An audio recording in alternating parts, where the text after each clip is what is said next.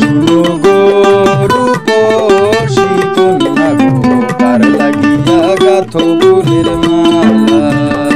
শুনো গো রূপসী কন্যা গো, কার লাগিয়া গাথো ফুলের মালা। ও তার খোপায় পরা রূপার কাটা গো, ও তার খোপায় পরা